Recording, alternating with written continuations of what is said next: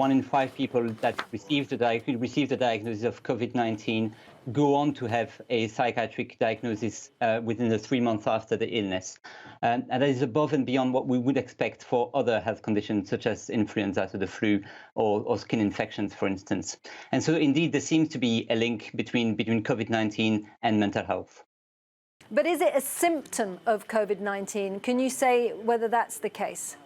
Well, it certainly is a consequence, or seems to be a consequence of COVID-19, that can happen quite late after even all the symptoms of COVID-19, such as a cough or shortness of breath, have resolved. OK, now if we look at the severity of the depression, are we looking at low-level depression or almost some sort of neurological changes within the brain that are affected to cause this mental disorder? So we are looking at psychiatric diagnosis, so not just the feeling of being low in mood or depressed, but an actual diagnosis made by a clinician following strict criteria.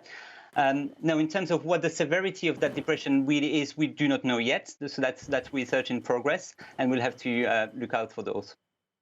OK, and then another part of your findings, which I think is very troubling, is the incidence of dementia following COVID-19 as a complication, particularly because dementia is irreversible.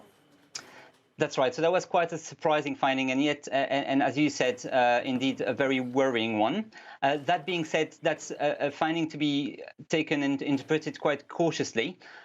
We know that people with COVID-19 and other sort of infections suffer with a condition called delirium, which is reversible.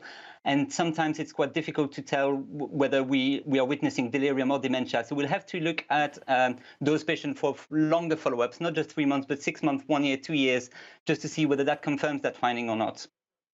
And then if we just go back to the original findings of your report that we were discussing just a few moments ago, that people who have had COVID-19 suffer from anxiety, depression or insomnia.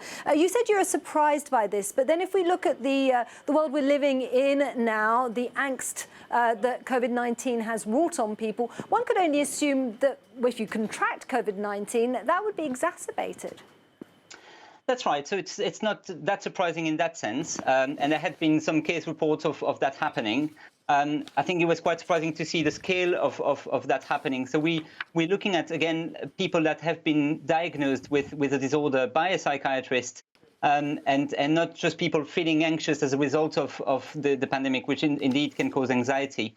And we're talking about 1 in 5 people suffering with anxiety, but also among those 1 in 5, 1 in 4 never had any psychiatric diagnosis in their past life, so before COVID-19. And so that's quite worrisome in and of itself.